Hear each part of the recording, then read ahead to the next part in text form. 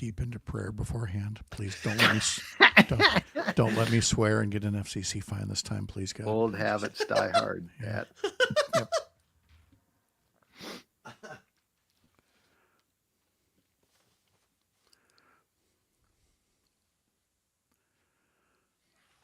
Seconds. Nice of Todd to head over to wardrobe just in time for the opening. Makeup.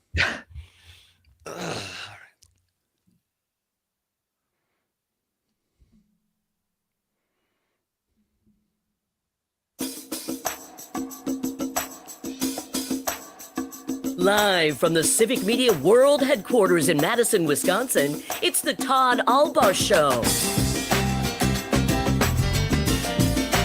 And now, pursuing truth wherever it may lead, here's your host, Todd Allbaugh.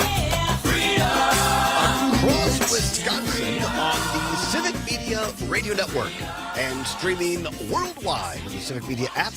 Good afternoon, everybody. I'm Todd Allbaugh, along with Mr. Sam Davison, our producer and engineer for the day. It is Wednesday, May 28th, 2025. It is a great day to be a Wisconsinite, and it is...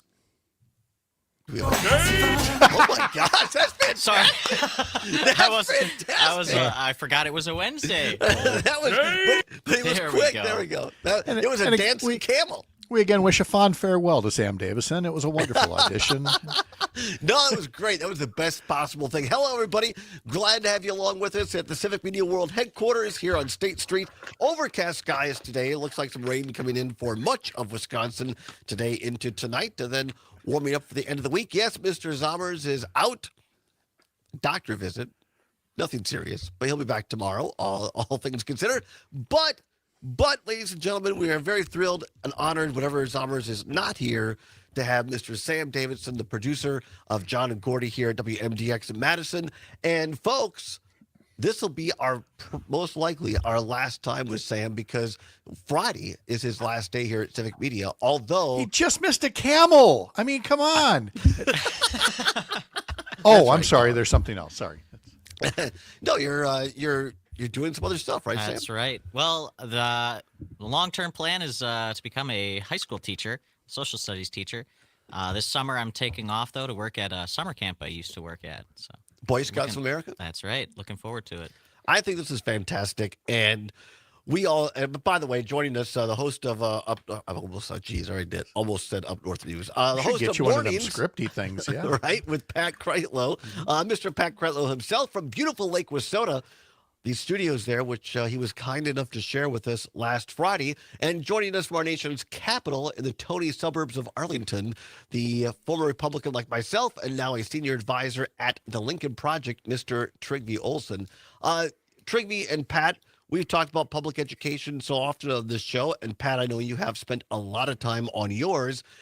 Don't we need more great teachers in our public schools like Sam Davison? We do need more great teachers in our public schools. And I believe Sam Davison has the potential to be one of them. Yes, absolutely. One day, perhaps. One day, with a little bit more practice. Yes, Yeah. he too.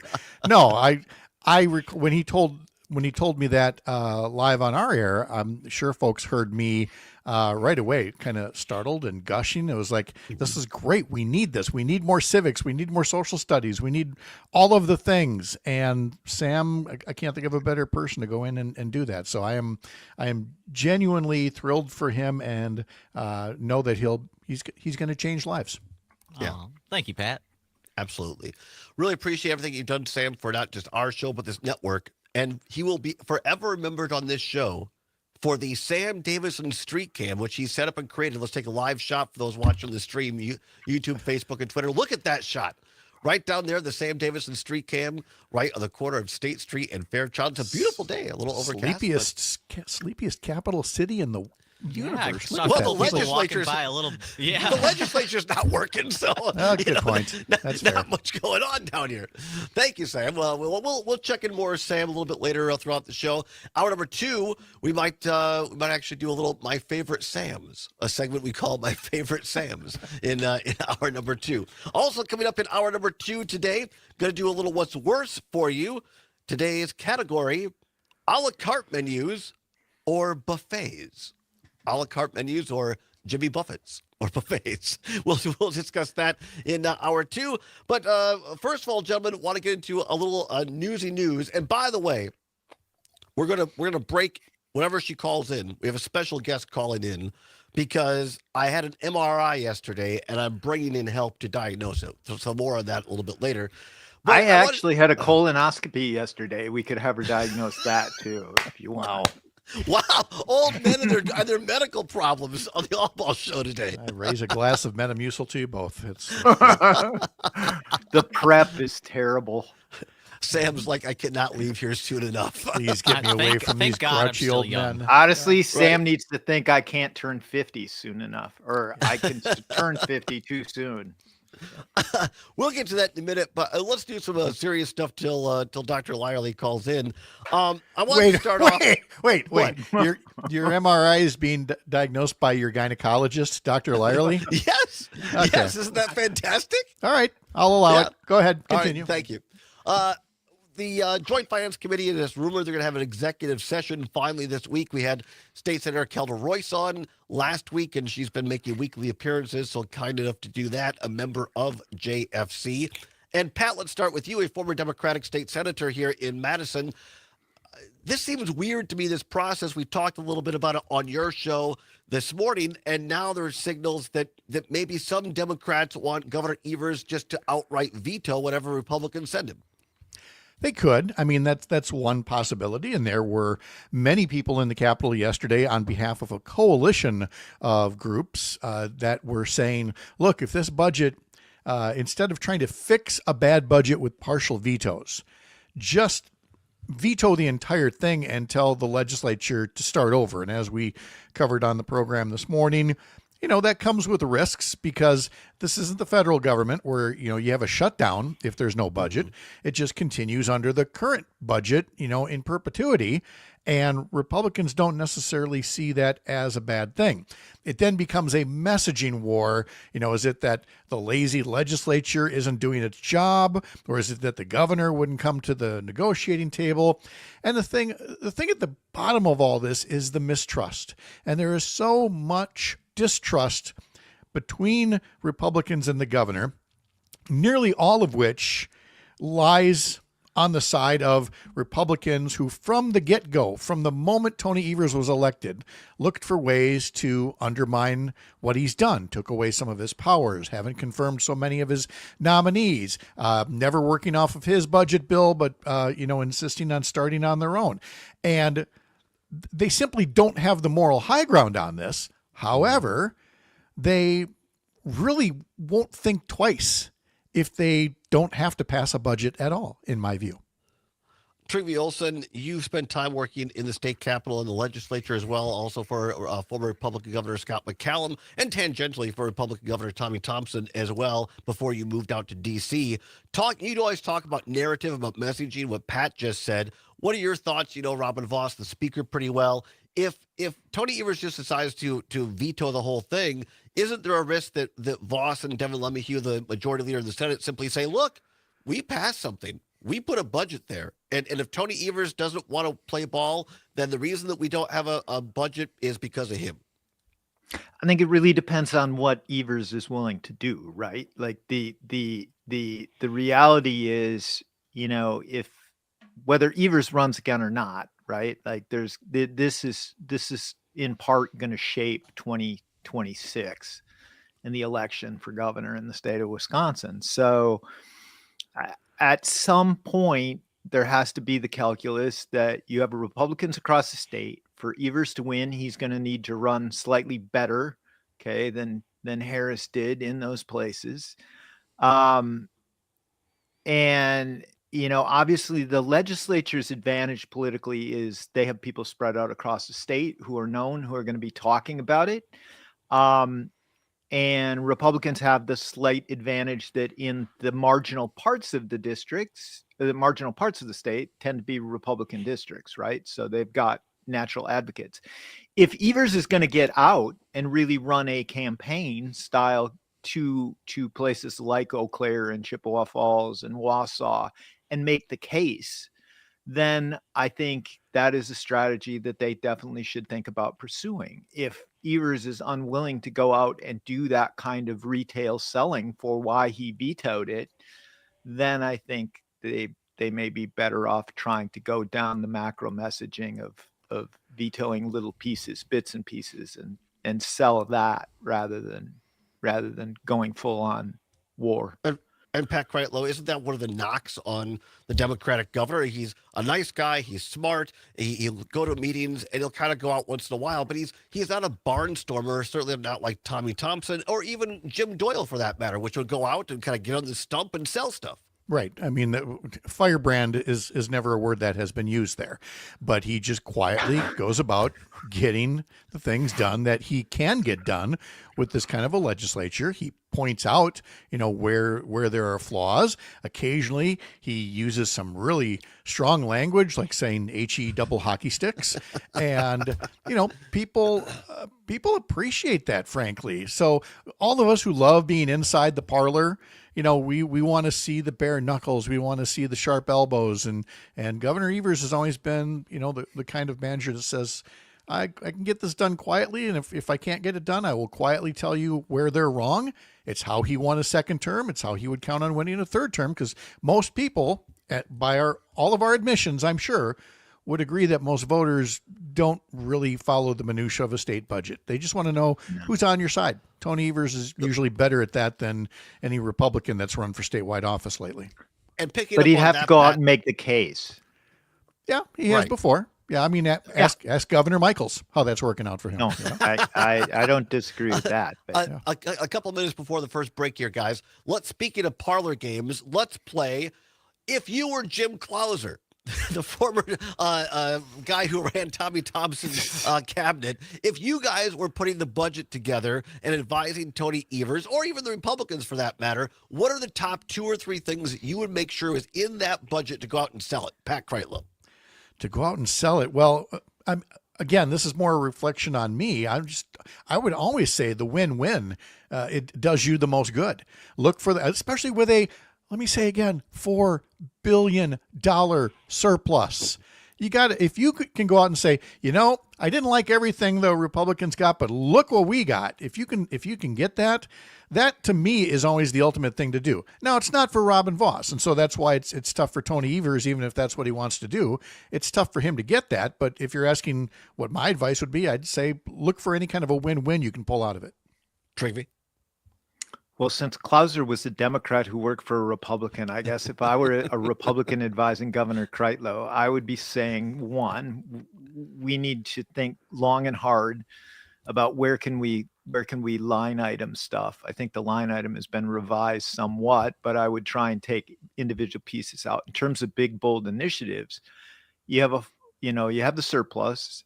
I would make it about public education / workforce development. And I would build a narrative around how public education is the hub and the core of our communities.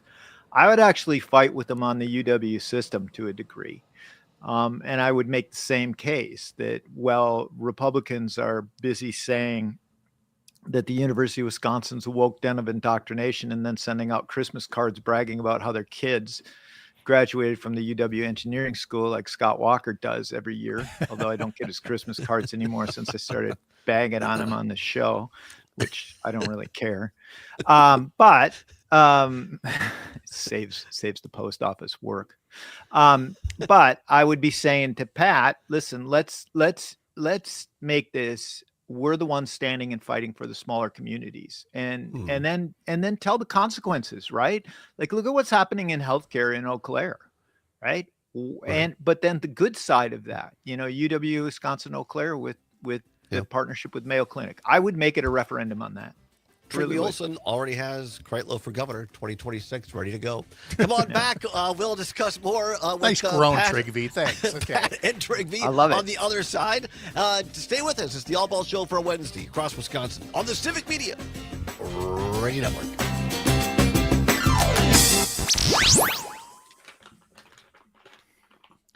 Pat does have Governor Rush. What's for Pat's lunch got over some of there the best today? hair in politics. He does. What's for lunch over there? Oh, that it's jerky? have you had No Man's Land beef jerky? God, this is No. good. No. Go to a holiday store. They have them in the holiday store. This online No commercial man's break land. brought to I you bring by. back You're back bagfuls of it. It's so good. Wow. Yeah. That's beautiful. I don't know if Jack's. I'm not going to bag on Jack's because maybe they support Civic Media. Do they? I'm not sure if they an advertiser? I They would should be. I They would should doubt be. it. Okay. Well, if they're not, then honestly, No Man's Land runs circles around.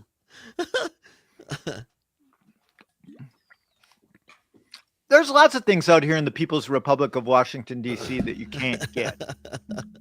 It's hard to find Dairy Queens in the greater Washington, D.C. area. Yes. They don't have Arby's. You have to go out to rural Virginia to find Arby's. Kristen's on, by the way. Oh, fantastic. Well, all right. Oh, and they don't Yeah. have Herberts and Perfect Gerbers. timing. Are we talking with her next? Yeah. Yeah. I'll just put her on there. Are you really going to go through your MRI with her? Not the whole. It's just a quick thing. Because I think it's kind of funny. Maybe not. I'm not bringing up my I think- colonoscopy. I think. Oops. Did I just say Yeah, that? can you hear me? Yeah, we can Yeah, hear you now. yeah, we can. Tell us more about Okay. Todd Allbaugh's uterus, please. It's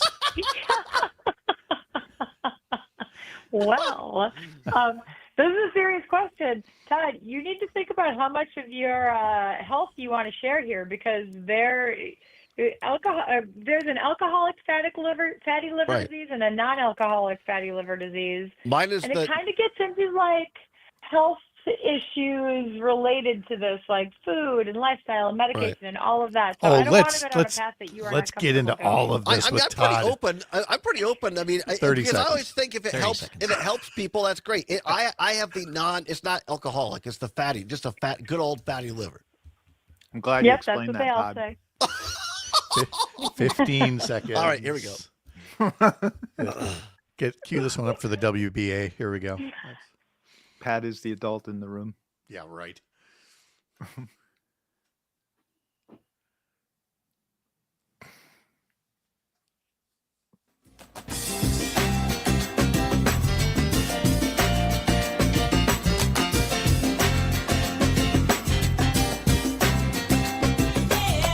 Pursuing truth wherever it may lead and having fun doing it. Welcome back to the Allbaugh Show on the Civic Media Radio Network. 22 now, past the hour of 2 o'clock on this Wednesday, May 28th. Glad to have you along. A little rain outside, little clouds, but glad to have you along. Sam Davidson on the board for Aaron Zomers today. Pat Kreitlow, host of Mornings with Pat Kreitlow, joins us from beautiful Lake Wissota. And Trygve Olson, senior advisor at the Lincoln Project, is out in beautiful Arlington in Washington, D.C. area. All right, guys. Now here, people that listen to the show regularly know I'm pretty open about my life, because I always think, well, if I'm going through something, maybe it can help somebody else.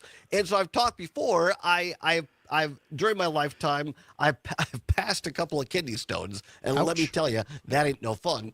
And I've been told I got like 3 or so still left in the left kidney. So I was having some pain in my left flank, my left side, a couple weeks ago. And I went in, they were like, well, we haven't done an MRI on these things in a couple of years. So I had an MRI done yesterday. And just before we went on the air, I've gotten my results back. And this is what the note says from the physician assistant, the nurse. Oh, I guess it's the nurse practitioner that helped out on this. Said, Todd, your kidney stones do not look concerning. Very good. That's good news. You have, quote unquote, fatty liver. And this is recommended to manage with healthy weight and diet. Let me know if you have any questions. Sarah, fatty liver. And this gets very concerning to me. And so I thought, what better to help out than to bring on our own, well, she's not a resident, she's a full-bird MD, our very own Dr. Kristen Lyerly, host of the Kristen Lyerly Show every Saturday here across Civic Media. She's kind enough to join us via phone. Dr. Lyerly, how are you? Hey, Todd, I'm better than you. I think my liver's normal, pal. I'll say this guy's off so much he's got a gynecologist interpreting his MRIs on his kidneys. This is great. I know, right? Although these odds are right, because about 25% of people actually have fatty liver disease. So let me count Really? here. Todd. It's a disease? Trixie, Pat, Oh. me. Yeah, it So- is. It's considered a disease. No, Well, and- there's and- four of and us. There's four of us on here. That means I guess we know who's the 1 and 4, Todd. Yeah, there you go. It's you, buddy. Now clarify, Dr. Lyerly, because we were talking before we went on here, because my mother's going to have a heart attack because she's told me, she goes, well, I think that you've been, I'm open with my alcohol consumption. I have, it's literally, I haven't had a drink since probably Friday. And I'm not I don't sit down and have a 6-pack. I'm not, now, even if I wanted to, after 2 beers, I'm just tired. So it's not like that. I don't drink a bunch of hard alcohol, occasionally a drink. So I'm not a big drinker. But this is not, I want to emphasize, this is not alcoholic fatty liver. It's just your standard fatty liver. What causes this, Dr. Lyerly? Well, if it's diagnosed on an MRI, it's really difficult to differentiate between the two. So it could be, they typically fall into one of 2 buckets, either the alcoholic or the non-alcoholic. If it's alcohol, then obviously the best treatment is to reduce your alcohol consumption. If it's non-alcoholic, the best treatment is to improve your diet, exercise, evaluate the medications that you're taking, including any supplements, because they can all cause fatty liver disease as well. Really?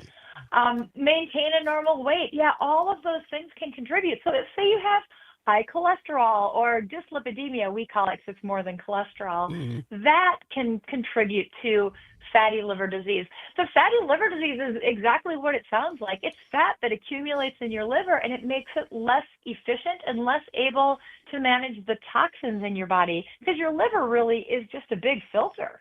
That's very interesting. I don't mind sharing. So I'm a 55-year-old man. I'm 5'9" apparently now.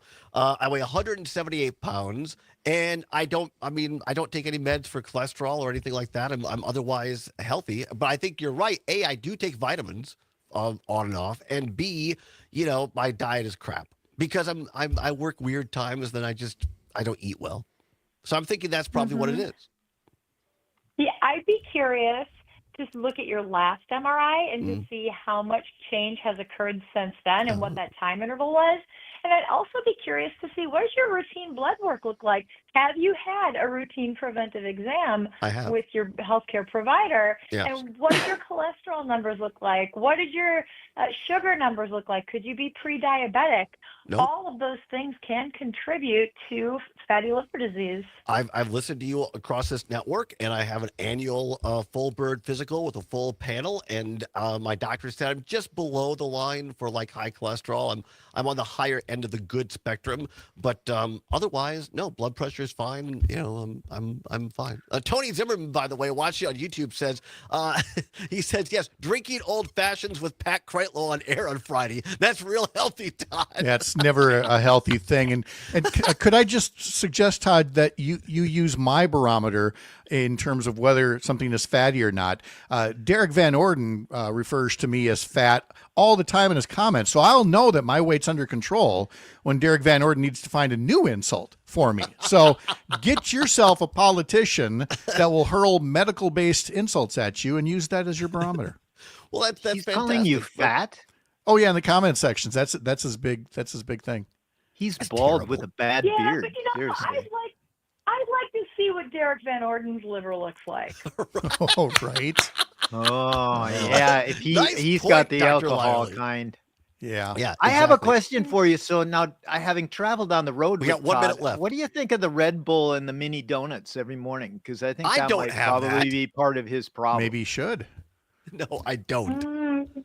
I really don't. Todd, I think your friends know you better than you realize. No, don't. Now, my mother's probably listening. She's got. I don't even like Red Bull. I don't do that. It's coffee and donuts. He gets it's and one full clamshell of those Quick Trip cookies every day with the little Yeah. M&Ms in there. you know? All right. Todd knows how to clean out a quick trip. Dr. If you Lyerly, were I his cannot GP, thank you would need enough to have for a making conversation about time in that. your day to do this. Thank you for it. But in all seriousness, thank you, because I feel better now. I just have to watch my diet. And what time your show is on? I think you need better friends. Yeah. Can you two can talk about this at 8 a.m. Friday when you're both filling in for me, okay? Hey, All right, I will sounds give good. you a point, Patrick, Todd. Thank Well, you, she's Dr. on. Riley. Yeah. Thank you. Trivia on the other side. Thanks, Stay with us. Todd. Bye-bye.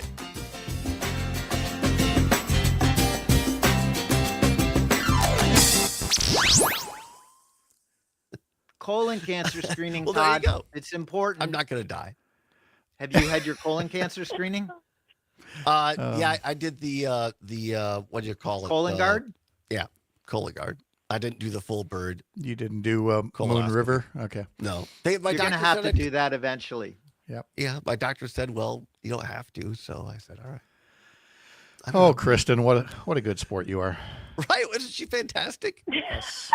She's phenomenal. I just wish I was in studio with you guys. That I would be know. even more fun. I Right. know. When do I get to Exactly. come on the Bring some Saturday gloves show, and- Kristen? Come on, let's go. All right. Boy, you I'll notice shoot how you quickly back. I fell out of line. She just moves right up Trigby's chart here. You never I got asked. your number, Trigby. I'll reach out. Door's always open, buddy. All you gotta do is wake up before noon one of these days. So I have a thought about you and I and Todd, Pat. So let's maybe not share I'm that with gonna our have the gynecologist. conversation Maybe it's a psychoanalysis instead. But But this, Yeah, this is one of the many things I love about Dr. Lyerly is she's not just obviously a legitimate gynecologist. She's my healthcare professional. what is she going to be, an I got illegitimate you. gynecologist? no, What? no, she's You said she's a legitimate gynecologist. Yes, she's a full bird legitimate I know gynecologist, that. But she's I get not that. just that. She's not just that. she's so much more. She's so much She more. is. Well, that's 100%. There's definitely an illegitimate gynecologist joke tucked in there somewhere, and I'm Honestly, not about that. there is, and it comes from the late '80s in Milwaukee when some shady characters claimed to be doing mammograms in the back of a van. They literally called it the Mammo Van, and they got in trouble. So yeah, there's illegitimate ones out there too. Don't get your mammogram in a van, kids. I think I knew some at UW Eau Claire. Right there you On go. that note, Oh my gosh! And this is where I need to sign off. Yep. So nice Yep. talking with you, Thanks. Todd. Same Thanks, here. Dr. Lyerly. Bye. Thanks, Pat. See you, Kristen. Bye. Shoot me a text. All right. Will do. Now, see right there, for people watching on the stream, broadcast gold right there. It is. Sam's looking at me like, oh my God, I'm so out of I'm here. telling you, I think you and I and Pat, we have a future in this business. We could do mornings. You couldn't because you don't get up that early. No, I couldn't. You're right. You're right. I don't speak before 10 a.m. No. I would have to do drive time in the afternoon. I could never do mornings. Yeah. Oh my gosh. That was one that's of the lessons you hilarious. learned on the road. You're like, what's I wrong with did. you? You're not talking. Like, yeah. My buddy Is Lord there- Ashcroft said to me one time, you know what's amazing about you? You don't talk before 10 a.m. and you don't shut up afterwards. One of the best lines ever. But it's pretty true. It is true. Did Oh, I love it. you read my Substack post today, Todd? I have not. I've had time. I'll read it after the show.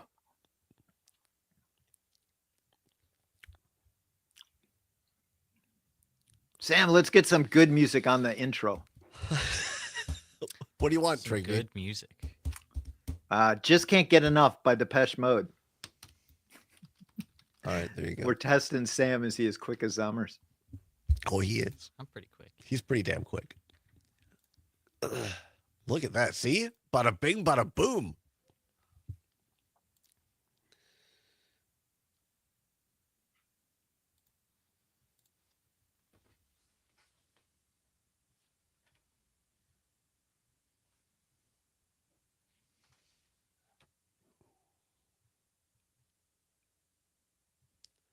Oh, sorry. Hit the microphone.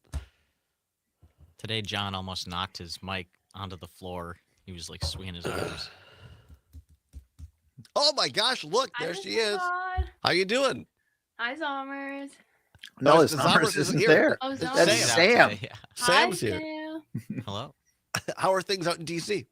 We're in 20 Oh, seconds. All right. wet. All right, we're coming back. Oh. Sorry.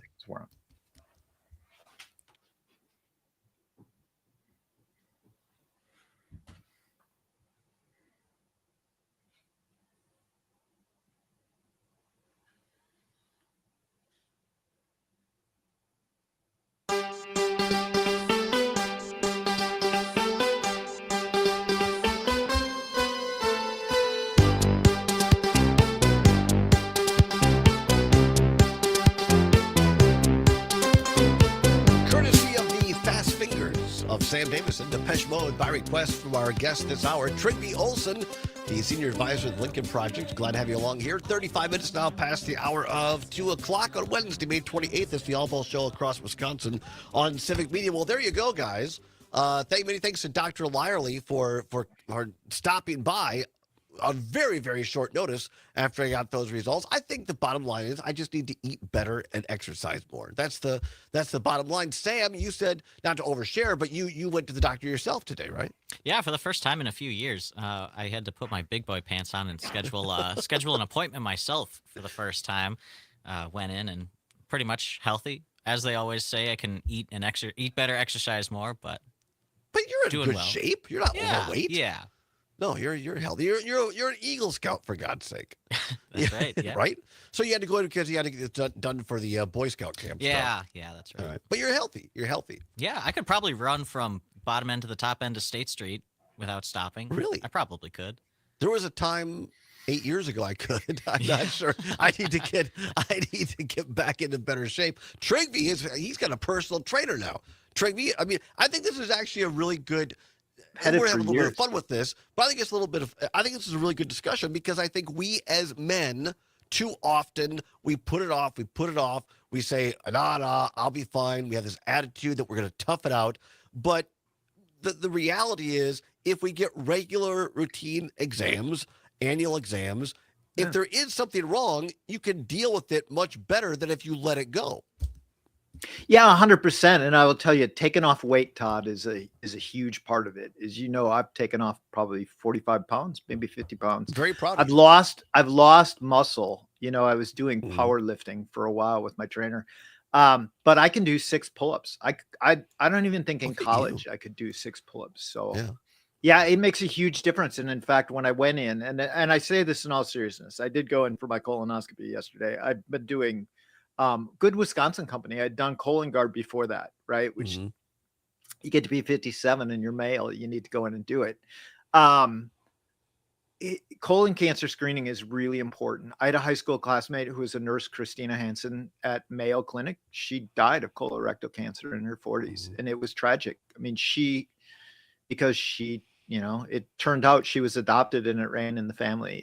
It's incredibly important to do. And honestly, I thought it was going to be horrible.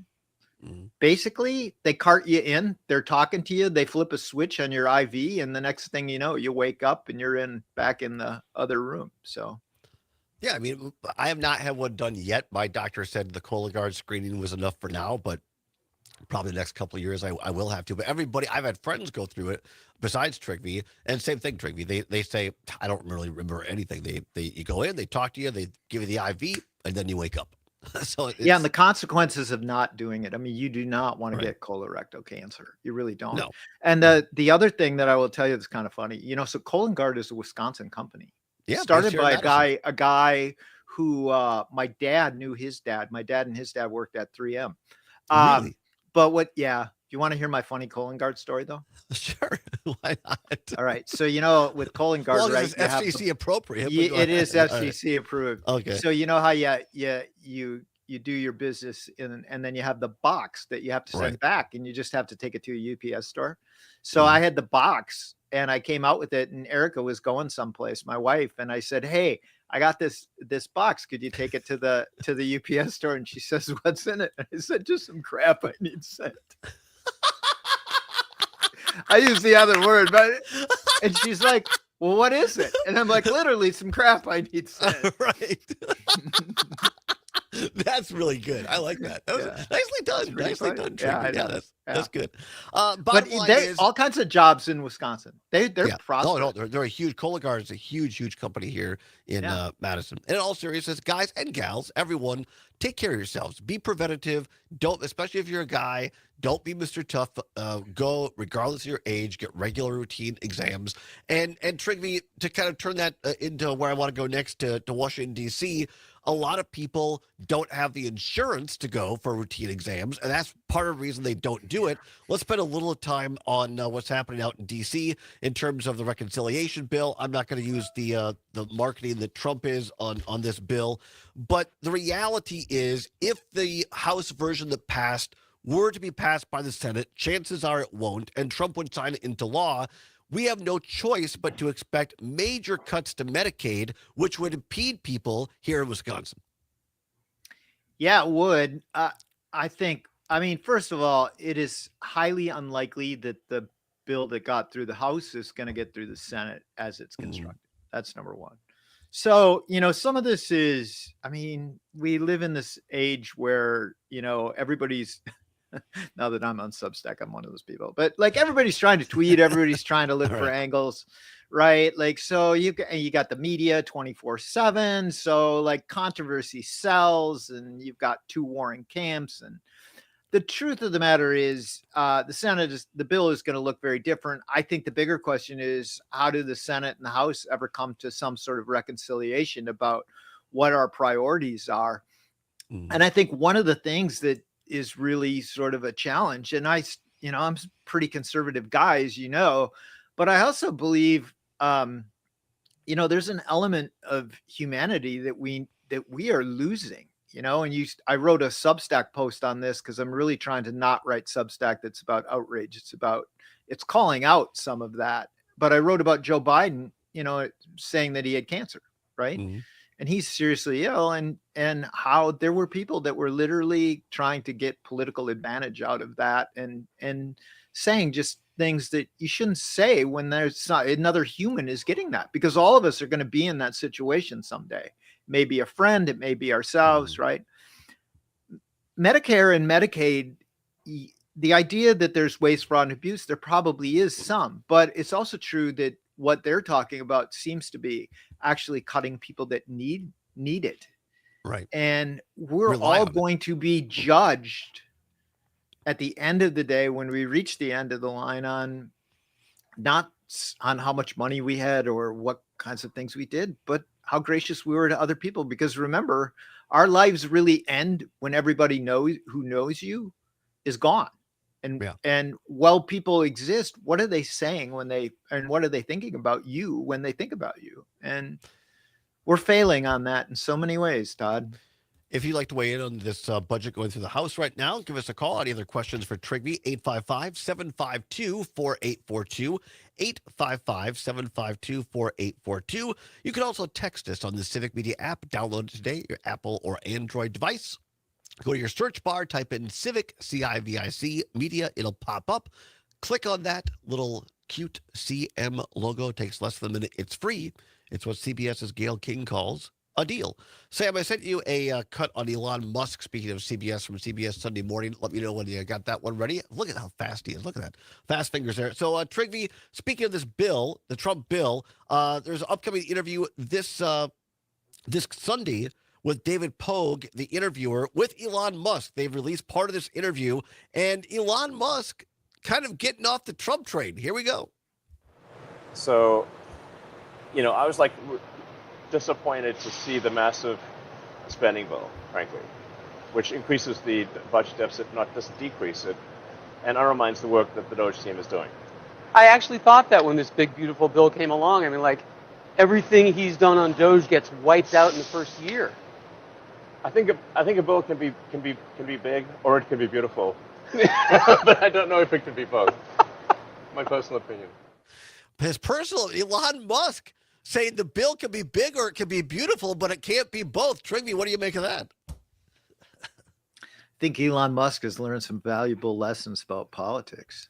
I mean, don't mess listen, with Wisconsin voters. and dealing with people who have autocratic personality disorder. I mean, you knew it wasn't going to end well, and it has ended horribly for Elon Musk. And quite frankly, the road, this is the thing about Donald Trump that people don't want to, there are a lot of people who want to deny. There's lots of people who get this. The road of people who have connected themselves to Donald Trump is littered with people where it has ended very badly. And, one of the fears from the outset for me has always been that it may end very badly having him in the United States again for Americans, far worse than it ended the last time, which it ended the last time in January 6th, which is one of the lowest points in American history. Jack and Merrimack's on the phone. I'm going to get to Jack in just a second, but I want to pick up quickly, Trigby, on what you just said about Trump's personality disorder.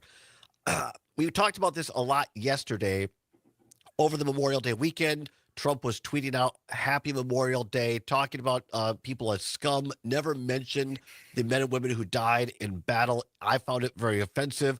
Then he said he was going to give a Memorial Day speech. He said, enjoy it. Completely disrespectful to the men and women who lost their lives and the families that remain after that. But one of my knocks, Trigby, on more Democratic or liberal pundits is they love to say, oh, look, see, Trump has dementia. It's all dementia. Look, why aren't they talking about Trump's dementia? I have a dad who has dementia, and we're going through that in my family right now. I just don't see that. I don't think that Trump has dementia. You've dealt with authoritarians around the world. What do you, and you're not a doctor, but in your experience, what do you think it is in this personality that's just off?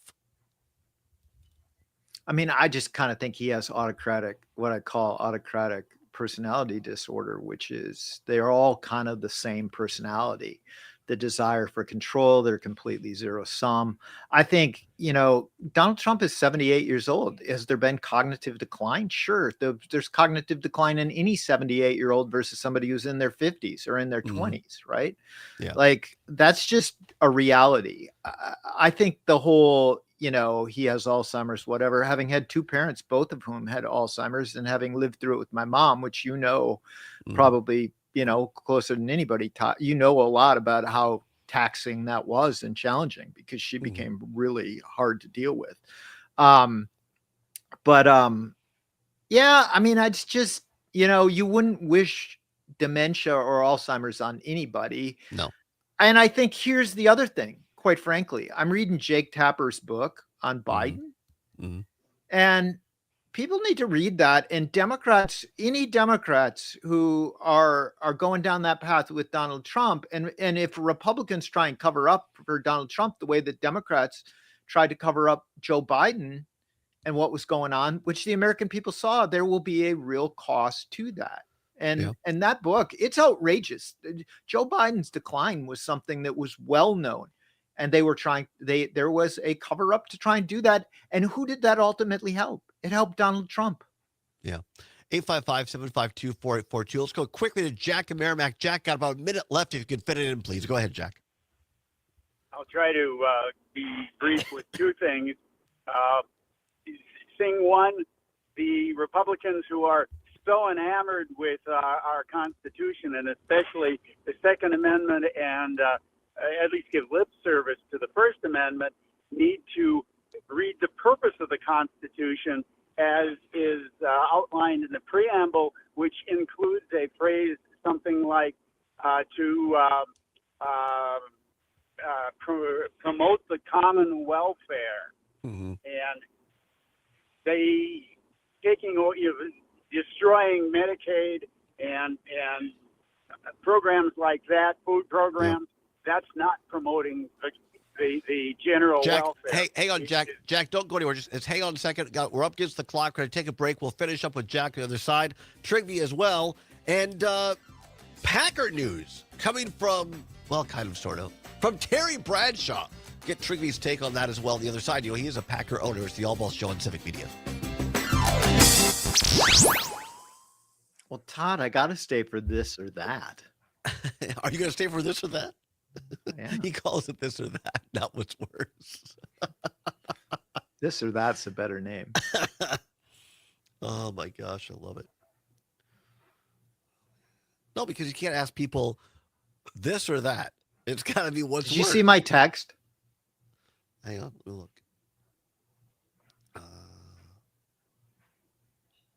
Well, yeah, absolutely. 100%. Down for that in a heartbeat. We can, let's discuss. I think we need to discuss what the format is. And do we want to loop one of those others in? Excuse me. Yeah, I think that's We'll great. have to have a name. Could be like View from the Heartland or From Ground Zero or whatever. Oh, I love that. I don't know that we'll get paid anything for it at the outset, but I don't care about eventually. that. Yeah, I'm totally down. But Kristen might be good because then we have a female voice to help moderate two male voices. Plus, she's fun. And she's smart. You think? I mean, she's only a medical doctor. Smarter than the two of us. All right, exactly. Probably got a higher EQ too. Right.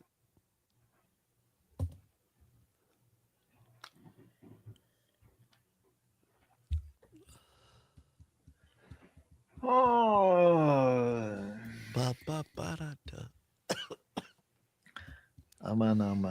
Well, this hour's just buzzing along.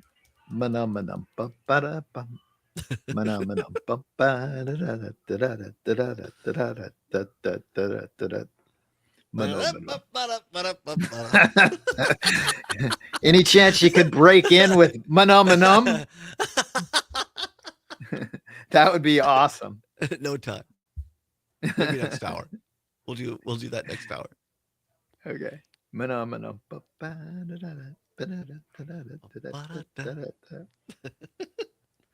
Those Muppets are my favorites. Little pink ones.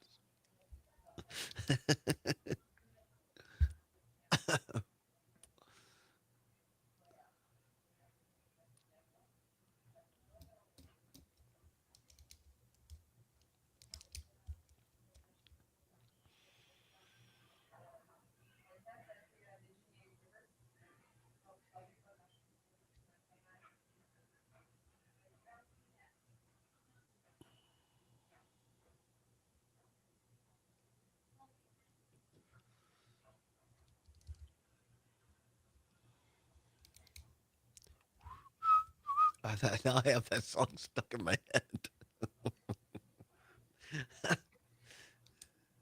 Should I have pulled know. it up. That song's like Not enough addictive. time now, Yeah, but- that's fine.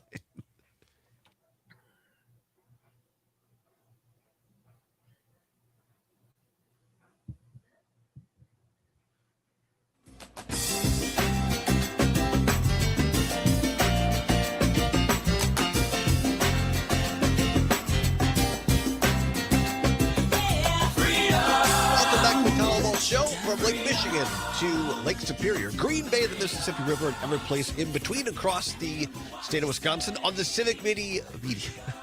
Yes, I talk for a living. The Civic Media Radio Network.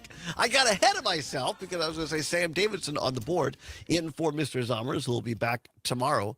In hour 2, we're going to do a segment called My Favorite Sams, as Sam gets ready to depart Civic Media on Friday to go be a teacher and lead people. I guess so. Yeah. Have you encountered many Sams in your time? I'm not going to say a lot, but I have some. So is that what this is gonna center? Well, I on? think we're going to open it up to the audience. Oh, okay. Because I mean, you're certainly one of my top favorite Sams of all time. Thank you. Yeah. So we'll do my favorite Sam, and then also what's worse in hour number 2 as well. Right now, talking about the Trump reconciliation bill that is going through Congress right now, the ramifications thereof. We are up against the clock. Let's bring Jack from Merrimack back in. Jack, sorry about that, but the computer shuts me off whether I want it to or not. So finish up your thought. What were your thoughts about this, please? Okay, well, thank you. Yeah, basically, the first thing was the Republicans need to read the whole Constitution, particularly the reasons for the Constitution, as stated in the preamble, one of which is to promote the general welfare, and not the welfare of billionaires only, but just the general welfare. The other thing I wanted to point out is that, and you guys have both said that as you get older, it is important to keep these regular checkups going. I look at them as preventive maintenance, like changing the oil on your car. Yep. And to try to keep that machine working properly. By the way, Trigby, at 80, I can still do 6 pull-ups on a good day. Whoa! I do 5 every day. So At 80 years old, Jack's doing 5 pull-ups a day, Trigby. That is outstanding. I play ice hockey with a guy who's 74, and that is my goal, is to be able to keep playing until my 70s. That's awesome, So Jack. that's awesome. Yeah, appreciate the call as always. 855-752-4842, 855-752-4842. All right, Terry Bradshaw on a podcast here this week, and the rumor now is that former Green Bay Packer, Jets quarterback, is on his way to Pittsburgh. And Terry Bradshaw, 4-time Super Bowl champion with the Steelers, is not too happy about it. Here's what Bradshaw have to say. What do you think about possibly Aaron Rodgers being the quarterback? That's a joke. He shouldn't. That is just, to me, is a joke. What are you going to do? Bring him in for 1 year? Are you kidding me? I mean, that's that not the Steelers' way, right? No, man, that guy needs to stay in California and go, Thank you. somewhere and you. chew on bark and whisper to the gods out there. 100%. These guys on the show, Mr. Bradshaw, know I'm not a fan of his. We've been around each other personally, and he was not a kind person. Now he does not. I had to go over and introduce myself to him. He's not. I had to go. Hey, Aaron. I'm Terry Bradshaw. I know he knows me, but I just felt like I better tell him who I am. Yeah. And not, you walk in there and you get in his presence and you feel like it's going to start snowing. All right, there you go. Bradshaw on a podcast. I'm not sure what the name of the podcast was, or I'd shout it out. Can you see it, Sam, or not? I don't see That's it fine. What do you think of that, Trigby? When you walk into a room with Aaron Rodgers, it feels like it's going to snow, says Terry Bradshaw. Yeah, Terry Bradshaw, honestly, that guy, he is kind of an American icon, I think. He is. He always kind of has been, too. Right? Like such a character. And 4 Super Bowls, which is 3 more than Aaron Rodgers has. Right? Yes. Absolutely. I mean, let's face it, Terry Bradshaw, that was a guy who was all about team. Aaron Rodgers is a guy who's all about me. And I don't know if you saw it, Todd. I was thinking about this when Jack was talking. I had a post on Facebook. I have my Substack, but then I try and keep my social media independent of each other. But I posted because I've been thinking about this a lot. We had people like Adie Halverson in my hometown who watched the first atomic bomb test. We had all these guys. We had a guy, a Pahachik, one of the Pahachik boys. He had stormed Normandy. He's one of the boys at Pointe du Hoc. There were 200 Rangers. I went and read about this online. 200 Rangers landed at Pointe du Hoc on Normandy on day one. 18 of them survived. He was one of the 18. They stood and fought off Germans, right? Like these guys. And you know what? He went home, he farmed, and he delivered mail. That's what he did. Yep. But he was a pillar of the community, and we have gotten so far away from that. And when you see the Medicare cuts and all of these, all about me, those guys had an understanding that it's about something far bigger than me because of what they went through. Right? Yeah, like you land with 200 of your brothers and 18 of you are left fighting for your lives. You look at things a lot different, and man, have we gotten away from that. This is what we're seeing now is the test of our character. I think you're absolutely right about that. And it's a great context to compare Bradshaw to the team guy and Rodgers to the me guy. Probably a reason that, he's a fan of Robert Kennedy. It's all of that bizarreness. Yeah, seriously. Right? It's it's just crazy. And appropriate, you bring that up, Trivia, again. I traveled across Wisconsin this weekend on Memorial Day, and you pass all of these cemeteries with flags and all these memorial markers in different cities and counties across Wisconsin. And sometimes we don't pause and think that represents someone's life lost, a brother, a sister, a son, a daughter, a mom, a dad. They're never coming home, but they made that sacrifice for us. And we have to always remember that and never forget. Yeah, and we need to honor it by trying to take what lessons we can from them. I mean, 100%. Now, I will say that is of all the posts I put on Facebook, and part of the reason why I keep politics off of Facebook is I have lots of friends who, are more on the right. I have a bunch on the left, right? Right. That did get universally liked. Trigby is a I think people are universal tired guy. of it. He's going to come back. He's going to spend a little time with us in hour 2. What's worse is next in hour 2, my favorite Sam, and talk about Donald Trump pardoning some people as well. All that and more straight ahead. Don't go anywhere. It's the Allbaugh Show for a Wednesday across Wisconsin on the Civic Media Radio Network.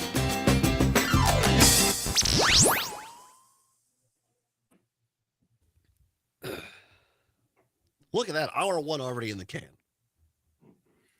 In the can. Flies by.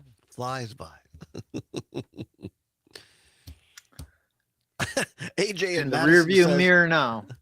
AJ and Madison says, does Trigby play in the senior league up in Eagle River? No, but I should. I would honestly. The hard part about playing up in Eagle River is those guys can play. Right? You play out here in Virginia. If it's not the European, the Boston guys or the Michigan guys, they can't really play. The local guys aren't so good. Yeah.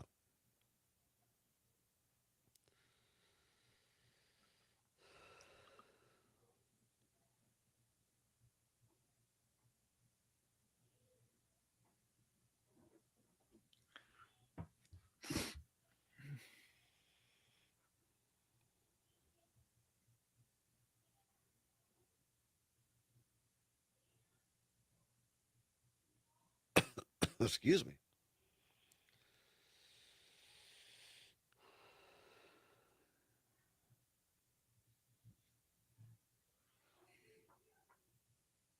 I'm dealing with allergies, Trigby. They're just killing me right now.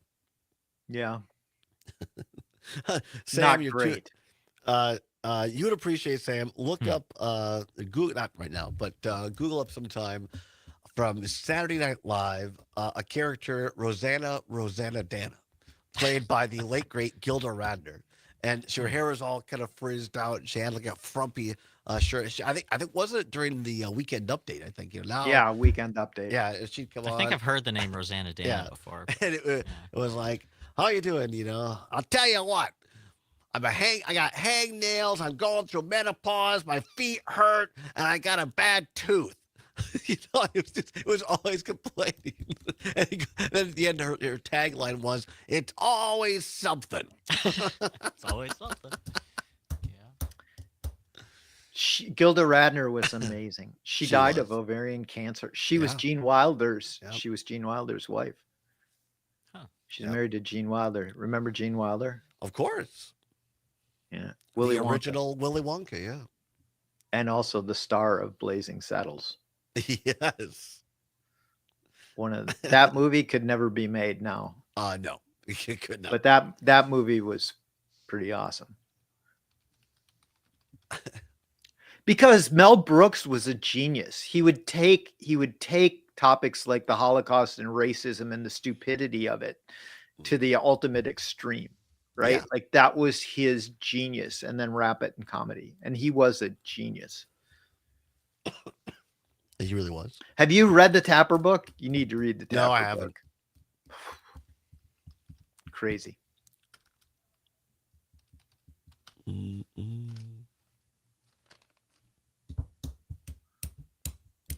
Pat Kreitler says, "What are these pull-ups of which you speak, muscles?" Yeah, I know. I think we need some violent femmes on the intake. Let me go out like a blister in the sun. Let me go. We gotta come on with the theme song at the top of the hour. Oh yeah, it is. We could go. top We could of go the- out with that, or we can go out with Manamana. Oh yeah, let's go out with Manamana. All right, that'll be Take the this job bumper and for shove it is what Sam should go out with. But Manamana. you're going I to gotta be get- expecting your I gotta get some water. freedom, and instead you're going to take this job and shove it. Actually, what would be even better, Sam, is right in the middle of his show. If you were to As he's just play, talking. take this job and shove it as he's Yeah. talking and walk out.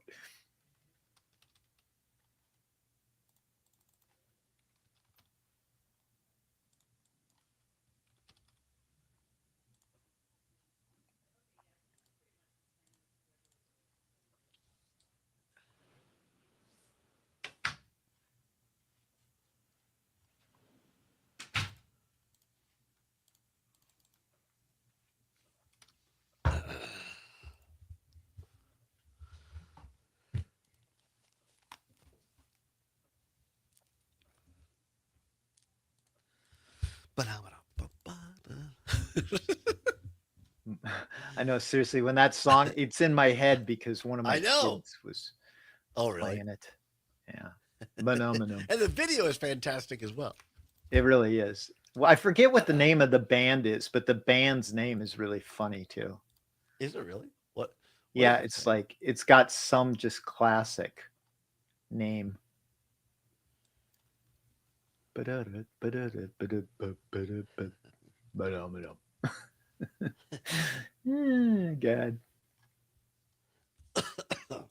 I don't remember. Is it the Muppet Show or is it Sesame Street though? That's the Oh, question. maybe it was a Might be. both. I don't I'm know. not I sure. don't know. Well, I remember seeing like a much more recent version of it. Oh, I'm looking really? up videos of it. Oh. Apparently, No, they yeah, did a this is. version back in I mean, this is way back when Trigby and I were kids. So Yeah. it probably was Sesame Street.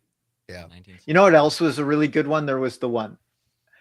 Real mad, very angry, very, very angry, Oh, real yeah, yeah. mad. Do you remember that one? Mhm. When someone socks me in the eye and doesn't even tell me why, that makes me mad. Very angry, very angry. But is it? I mean, look at right there. Coming in quick. All right. Sorry. No.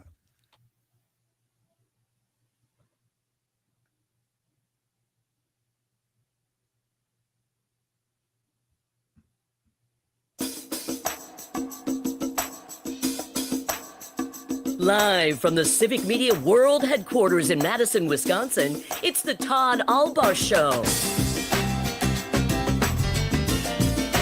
And now, pursuing truth wherever it may lead, here's your host, Todd Allbaugh. Across Wisconsin on the Civic Media Radio Network and streaming worldwide on the Civic Media app.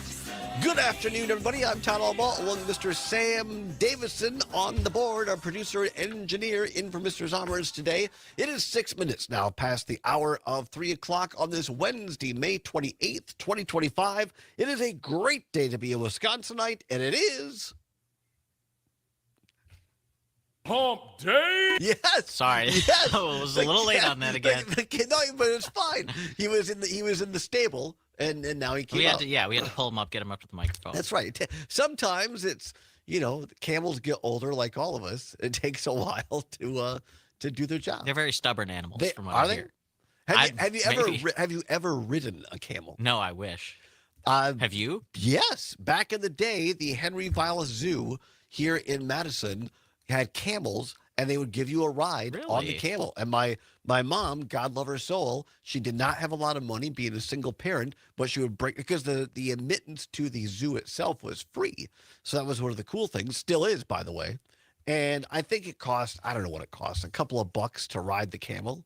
And so, yeah, we would a couple of times. And I love the way, we're going to talk about Sesame Street in a minute, but there was another, Trigby Olson, senior advisor to the Lincoln Project, has stuck around here for a bit of hour two. Trigby, do you remember on Sesame Street, the me and my camel, going to the dentist today, and it kind of I do a little bit. Chews its cud like that around and around. I love the way a camel chews. Yeah. Why did they name cigarettes after camels but not chew? That would be perfect. It should be chew. The camel chew. It should be. Coming up in hour two, it is Sam's, probably the last time on our show, and we always appreciate it when Sam is so kind to stop by. Zommers had a little thing, an appointment today, so he couldn't be here. Sam was kind enough to stop by. But Friday is Sam's last day at Civic Media. I'm very sad about that. But Sam, will you promise to come back and visit occasionally? Oh, of course. All right, good. How could I just leave this place? Probably very easily. No, we want, but in all seriousness, you're an enormously talented person. You're a graduate of UW Madison here. You are a Badger through and through. You're reliable, you're professional, and it's just been an absolute pleasure to work with you, and you've made our show better. Oh, thank you, Todd. Yeah, absolutely. Really appreciate you. And Sam's going to go on to finish. He already has one degree in, was it journalism or communication? Communication. Communication. Yeah. Now, for education, to be a social studies teacher. That's right. And he's an Eagle. Somebody texted earlier. Let's see if I can find that. They were very impressed that you are an Eagle Scout. Let me see if I can. Dave in New Berlin. Oh yeah, there. Dave in New Berlin says you're an Eagle Scout, Sam. Congratulations. My stepson is an Eagle. It's a pretty big deal. It is a very big deal. Yeah. So Yeah, you and it is a Zommers big are deal. Eagle Scouts. Yeah, it's crazy. And Luke Mathers. 3 of them here at the station. See, Crazy so stuff. Trigby will remember this. It was Reagan, right? Trigby, because every outgoing president of the United States, tradition is that they write a note to the incoming president and they put it in the drawer of the Resolute desk or whatever the desk is in the Oval Office. And Reagan, That would part be of the Reagan's- Resolute desk, Todd. Yes, part of the note that Reagan left for his successor George H.W. Bush was, "It's tough to soar like an eagle when you're surrounded by turkeys." where here is just the opposite. I'm the turkey surrounded by Eagle Scouts. Oh, you're more than a turkey, Todd. Come on. Well, some people would say. Anyway, we'll do a little bit more of my favorite Sam coming up in hour 2 here, and also talk about some of these Trump pardons. Very, very interesting. Scott, well, it's not Scott. No, it's Scott McFarland. He laid this out at CBS on this Scott Jenkins pardon. I'm going to play that a little bit later this hour and discuss that a little bit. But Trygve Olsen, senior advisor to Lincoln Project, always likes to have a little fun when he can on Wednesdays. We appreciate about him. And at 11 minutes past the hour of 3 o'clock, it's time once again for What's Worse. Let's go. Then, of course, the choice is yours. You can get with this or you can get with that. Time once again for What's Worse. Nothing to give away, no prize money involved, but it is your chance to have your voice heard across all 11 news talk sports stations in the Civic Media Network. Largest radio network in Wisconsin, behind only Wisconsin Public Radio. No better place to have your business advertised than here on Civic Media. Go to civicmedia.us to find out how. All right. Timely indeed, as we found out in hour number 1, Todd has a fatty liver, non-alcohol fatty liver. That's very important to emphasize here. Just your run-of-the-mill fatty liver. So Dr. Lyerly has said I need to start eating better and healthier. So here now, timely indeed, What's Worse? The category today, a la carte menus or buffets. A la carte menus or buffets. 855-752-4842, 855-752-4842. You can also text us on the Civic Media app. Download it at your Apple or Android device store, and it is free. Give it a try, the Civic Media app. Text us. A la carte, or a la carte menus, I should say, or buffets. What's worse? 855-752-4842. Trygve, you're a man of the world. You've traveled a lot. You've eaten out a lot. A la carte menus or buffets? What's worse? So a la carte's where you're just like picking off the menu? Yeah, I think it means like you go to like the bigger, you've been to these kind of the fancier steak places where, the filet is $75, the baked potato is $18. Yeah. Where everything is a la carte. Like there's no, you don't order an entree and it comes with salad, soup, and fries. So I love this game, this or that. What's worse? So yes, I get it. I'm gonna break this down. I'm gonna channel my best Claude or what's the OpenAI GPT right here. Grok or whatever. All right. So this is what I'm gonna tell you, Todd. Yeah. There is no right answer to this. Really? All right. Yeah. So if you're talking breakfast when you're traveling around the world, you definitely want buffet, not a la carte. Okay. Like particularly in Europe or in most places around the world, breakfast is included and the breakfast buffets are fantastic. So you definitely want buffet, not a la carte for breakfast. Best breakfast buffet in Europe? The best one I've ever seen. Well, some of them in Asia are incredible. I would say the best I've ever had in Europe is at the Marriott in Warsaw, Poland. Phenomenal. Really? There's also one, I was at one in Copenhagen, although I can't remember the name of the hotel, but they had the best bacon I've ever had in my life. Yeah. Really? But you can't probably have bacon because it's not good for fatty liver. Anyway, so you might want a la carte. But for lunch and dinner, a la carte is way better. If you're going, you don't want Ponderosa or the Golden Corral, or any of those, right? No, definitely not buffet for dinner, but for breakfast, definitely buffet. So that's my answer. You're splitting your vote. I am splitting my vote. Sure. This is not as cut and dry as some of your other this or that's. No. What's worse, a la carte menus or buffets? 855-752-4842, 4842. Give us a call. Mr. Davidson will answer and put it on the air. I'm glad that it wasn't, the question today wasn't Sam or Zommers. No, I would never do that. Putting us against each other. No. Who would win in a fight? Me or Aaron? In a fight? You would win it. Zommers You'd win I've in never a fought fight, somebody in my life. Sam. Zommers would say that you would win, I think. Yeah, I think so. I'm pretty sure you would win, even if you haven't. But I been in feel a like fight. Zommers would be scrappy. How about me or Like, Todd? let me at him, kind of Yeah, energy. exactly. Yeah. You or me, Trivy, you'd kick my butt. Yeah. You're tall. I kind of think you're taller. Zommers might be a kind of Nia in the groin kind of fighter. Maybe. It's possible he'd A go dirty completely. He might go completely postal. I don't know that you want to play Zommers. All right, back to the subject. A la carte menus or buffets. What's worse? 855-752-4842. 855-752-4842. Gordy down in Oregon at Kopke's Greenhouse, one of our great sponsors, says a la carte is worse. Love me a great buffet. Or buffet, whichever you prefer. DJ in Wausau, listening on WXCO, says buffets are way worse unless you like the freshly squeezed. I'm not going to read that. A different kind of flavor. Let's put it that way. Matt in Middleton, listening on WMDX, says buffets are much worse as the dude is often of questionable origin and quality. I love a la cartes as I like variety in smaller portions. I'm not sure what that means. Matt Milton says, he says, I meant to say food, not dude. He must have been voice texting. Cindy in Wausau says buffets are worse. Unfortunately, some people are messy, dirty pigs. If the buffet is not well maintained, crusty food edges are so not appealing, nor are foodborne illnesses. Well, definitely for sure. Duffy in Mount Horeb on MDX says Norwegian breakfast buffet for the win. There you go, Trigby.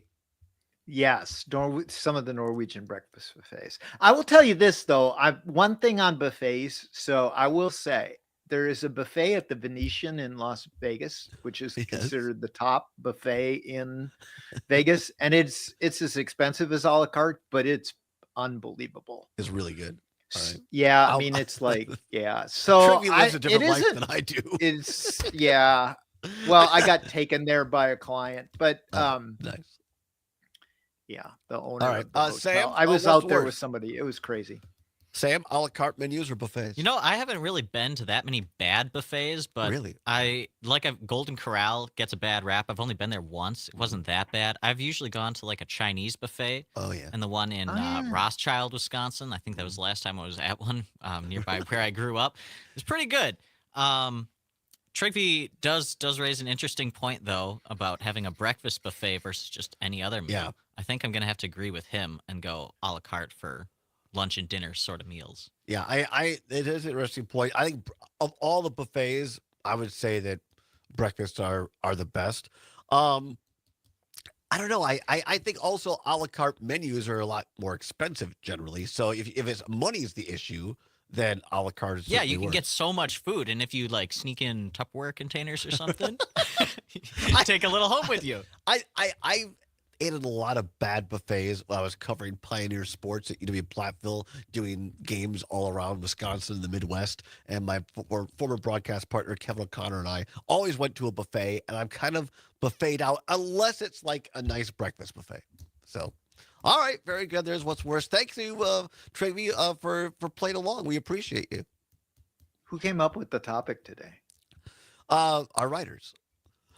CP. No one ever reaches out to me for this or that topic.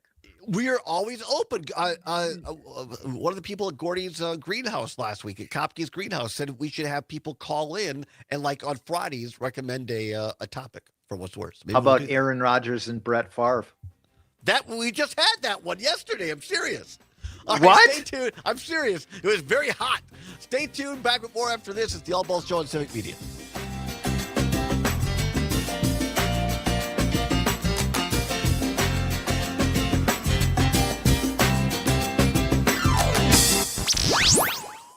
So who won?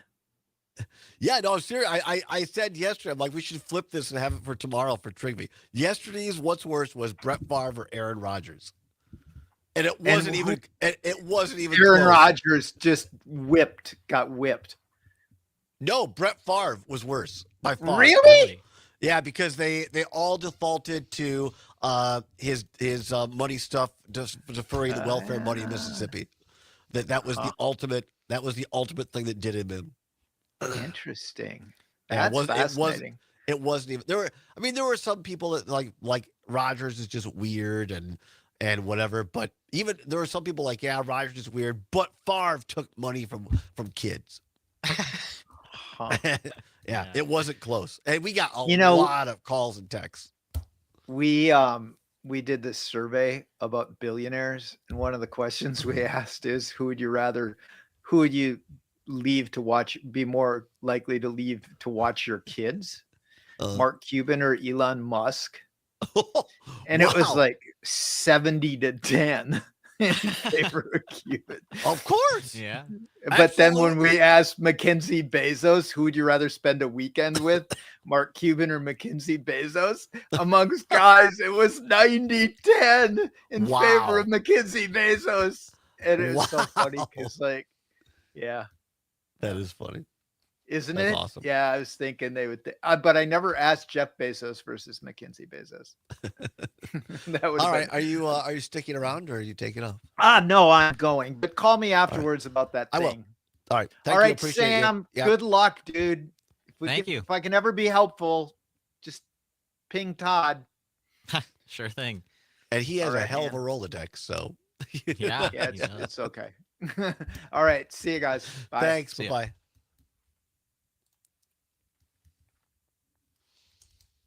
What are we getting into next? Excuse me. We'll do the what you got up, the Scott McFarlane thing.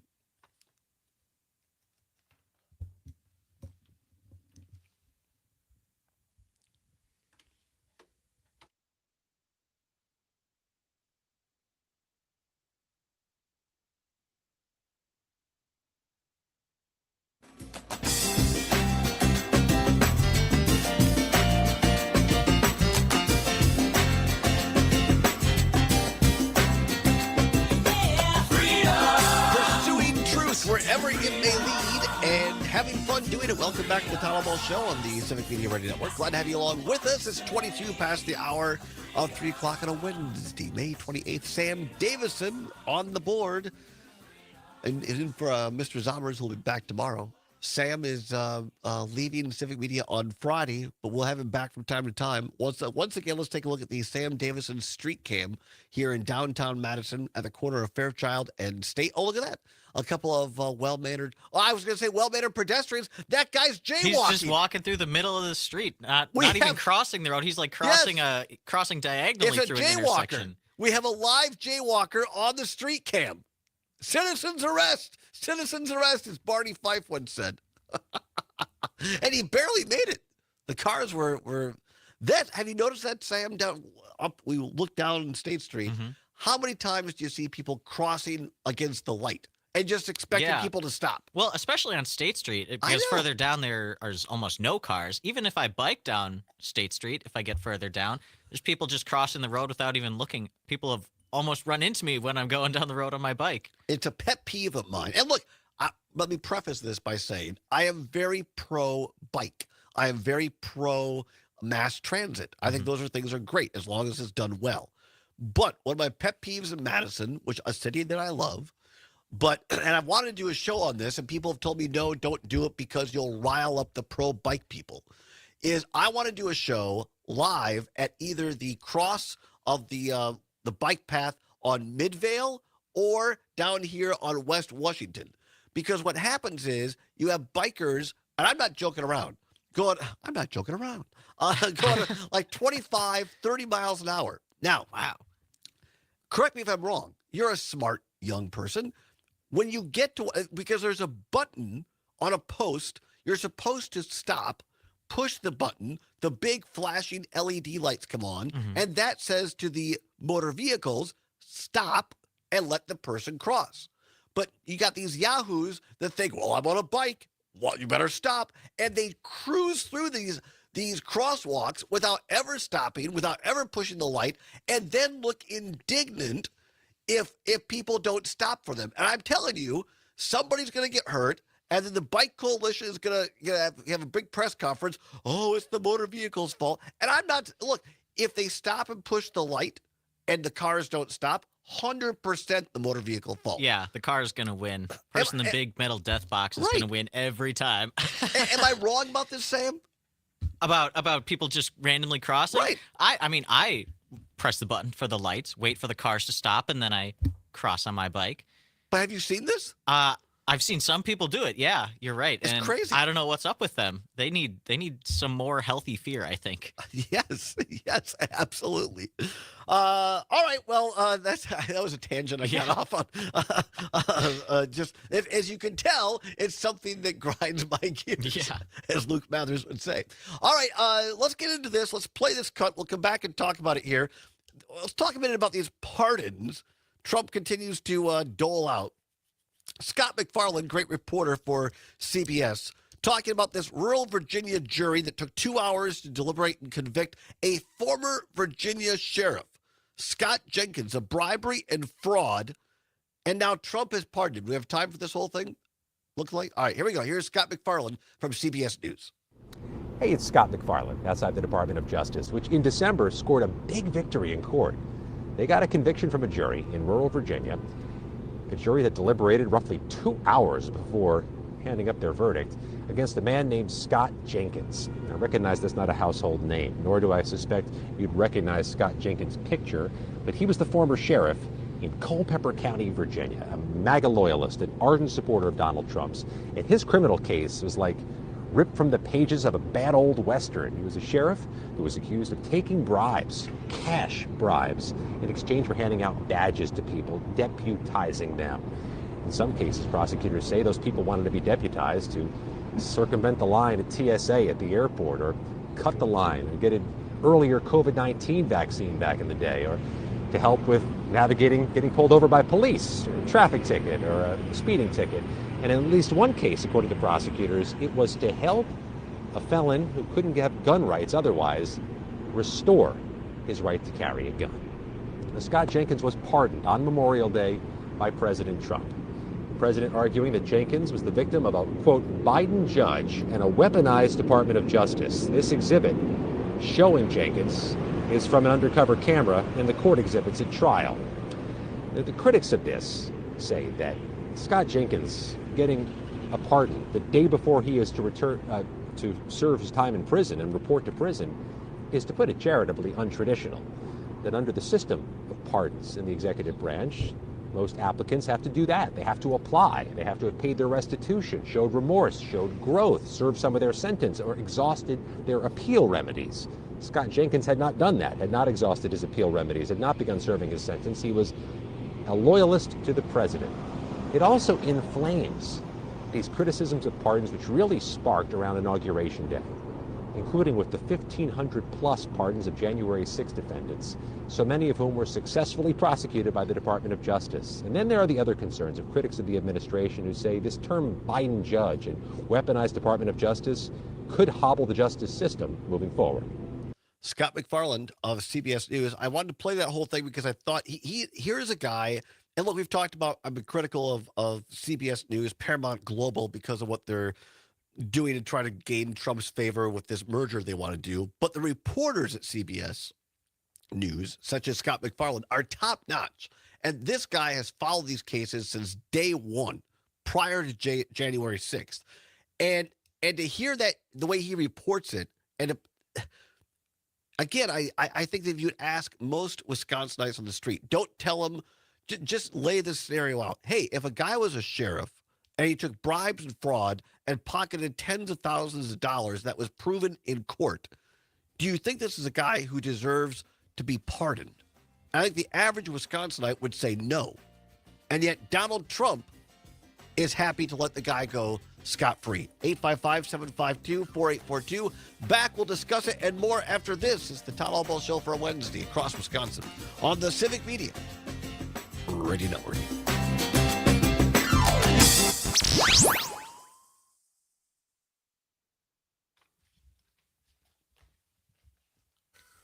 Isn't it true that when you accept a pardon, you're like admitting guilt? Yeah, Also? you have to admit Yeah. guilt, right? But you get to go free. Yeah, yeah.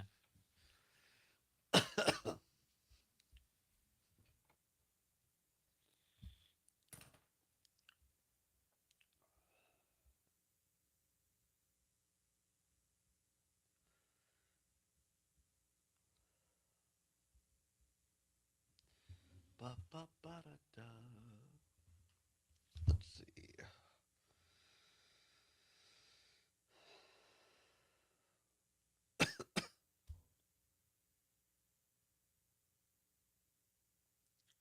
Breaking news.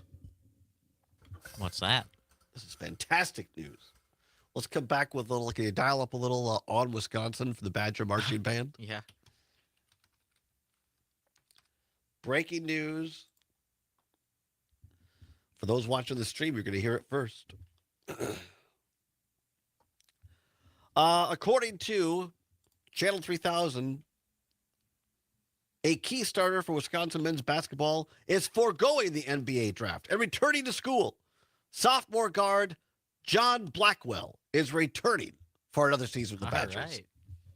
Good news. Yeah. Good news for modern man and woman.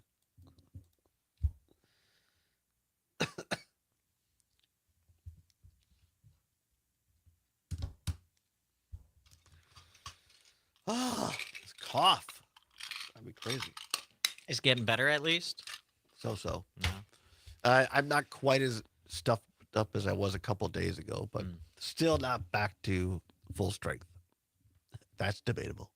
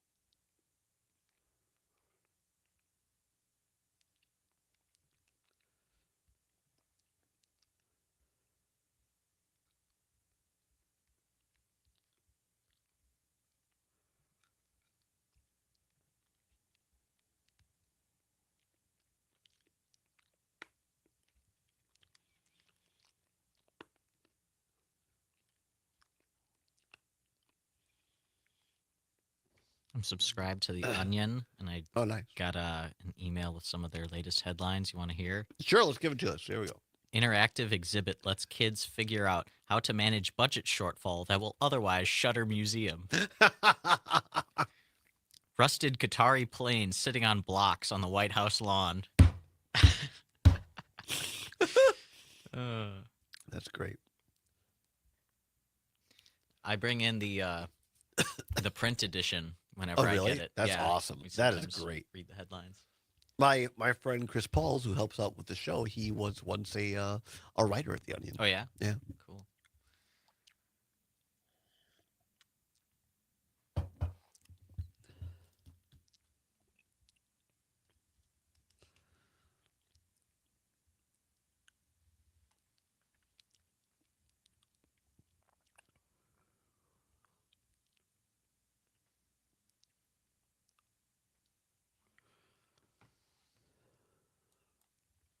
Excuse me.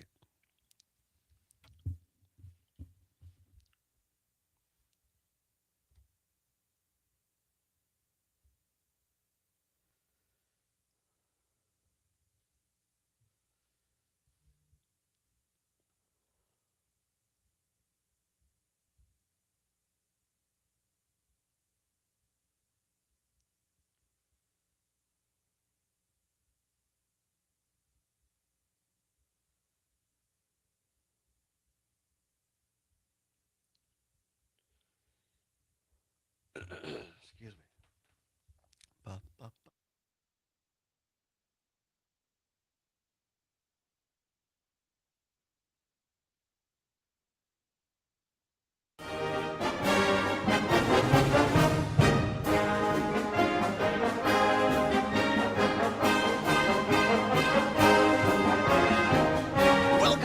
Todd Allbaugh Show on the Civic Media Radio Network here on a Wednesday, May 28th, 2025. A little on Wisconsin for you. Badger graduate Sam Davidson dialing it up on the board in for Zommers because we have breaking Badger news. Sam, just across the wires. According to Channel 3000, the Channel 3 CBS affiliate here in Madison, Badgers John Blackwell withdraws from NBA draft and will return to school. Great news. Great news. A key starter for Wisconsin's men's basketball team is foregoing the NBA draft and returning to school, according to multiple sources. Sophomore, or as some people say, sophomore. Which one is correct, do you think? I say sophomore. Yeah, I think so. If I pronounce it in my head to spell it out, it's sophomore. But I think the announcer for the Badgers, he's great. I think it's like, the 6'5" sophomore from, whatever, sophomore. Makes it sound sophisticated. Yeah, what do you pronounce it? Anyway, sophomore guard John Blackwell is returning to school. Last season, Blackwell averaged 15.8 points per game, 5.1 rebounds, and 2.2 assists in 37 games played. Blackwell will have 2 years of eligibility remaining. This is huge news for head coach Greg Gard and the Wisconsin Badger men's basketball team because and he did it the right way. I give Blackwell a lot of credit, and quite frankly, Gard as well, and the Wisconsin program. Blackwell's an enormously talented guy, and as much as they wanted him to come back, Blackwell sat down, talked to Greg Gard. Gard said, "Look, if you think and your family and your whatever quasi agents think this is right for you, go test the waters." And Blackwell said that if it didn't work out, if he wasn't going to go through the draft, that he would pull out of the draft and come back and play for Wisconsin, not go into the transfer portal like a lot of people are doing, not from other schools. And it appears now, according to this report this afternoon, that John Blackwell is a man of his word and will return to Wisconsin this fall and into the winter. He'll be a key cog in Greg Gard's program for 25-26. Good stuff. I'm not that big of a fan of basketball, but you've hyped it up enough that I gotta watch him play now. It's a big deal. He's a really talented person, and from all the interviews I've seen, just a tremendous individual as well. So glad he tested the waters, but very glad that John Blackwell is going to be, according to reports this afternoon, returning to the Wisconsin men's basketball program. Talking right now in terms of news about this report from CBS's Scott McFarland on these many pardons that Donald Trump is handing out, not the least of which is for Scott Jenkins, who from Virginia, a former Virginia sheriff, who was convicted, so I'm not even going to say allegedly, was convicted of receiving bribes, taking bribes and fraud, pocketing tens of thousands of dollars, and in exchange deputized your run-of-the-mill person who was completely unqualified so they could get out of speeding tickets or get faster access through the TSA line. This guy's a schmuck. And the day before he is scheduled to arrive in prison, Donald Trump has decided to pardon him. Let him go free. Lots of people right now going to these big dinners, giving lots of quote-unquote donations. And in exchange, Donald Trump is giving them what they want. It is the big grift. It's just, the Trump presidency, to me, is a bad infomercial with really bad consequences. 855-752-4842, 855-752-4842. Let's go out to beautiful Cottage Grove. Fred in Cottage Grove, thanks for holding on. Fred, what say you? Hey, guys. No, I understand his mom gave $1 million to Trump's campaign. Yes. So that's a good return on money because he just got out of jail and $4.4 million wiped away. Yeah. He's got it. It's very... It's pay to play. Pay to play. Yeah. It's very transactional right now in Washington, D.C., and the Trump administration. And not just for people in the United States, Fred. With the Qataris. $400 million luxury jet. Hey, what do you want? Then you get how many billions of dollars for a resort golf course out there? Yep. Like you say, it's pay for play, And it would be funny if it wasn't so true and so sad and going to impact a lot of people. But how would you You're like right. I mean, Well, these people that were bilked out of tens of thousands of dollars, and the fact the guy was a sheriff. He was entrusted with upholding the law, and he broke it blatantly, was convicted by a jury of his peers. yeah, they'll consider what, gun control. Got to have your firearms. Yeah. Get out there and protect everybody. Appreciate the call, Fred. Thank you so much. 855-752-4842. 855-752-4842. Let's go down to beautiful Milwaukee. Listening on WAUK in Milwaukee. Charles, thanks for calling in. What say you? Hey, good afternoon, Todd. So I have a theory behind this. So, Trump has talked about when he ran in 2016 that he's smart and he knew how to play the tax system. And that's how he was able to get all the breaks. I'm wondering if Trump believes that these people that he's pardoned, so the guy that called before me, that the guy that he's talking about, that mom paid $1 million, that was a younger guy that Trump. Oh, was pardoned. it? All right. So I got my there's yeah. so many, I'm getting my stories crossed, Charles. So thank you for righting the ship. Yep. That was a younger guy. But then you have the sheriff, you have the Christies, then you have there was a politician that he just pardoned today for financial crimes.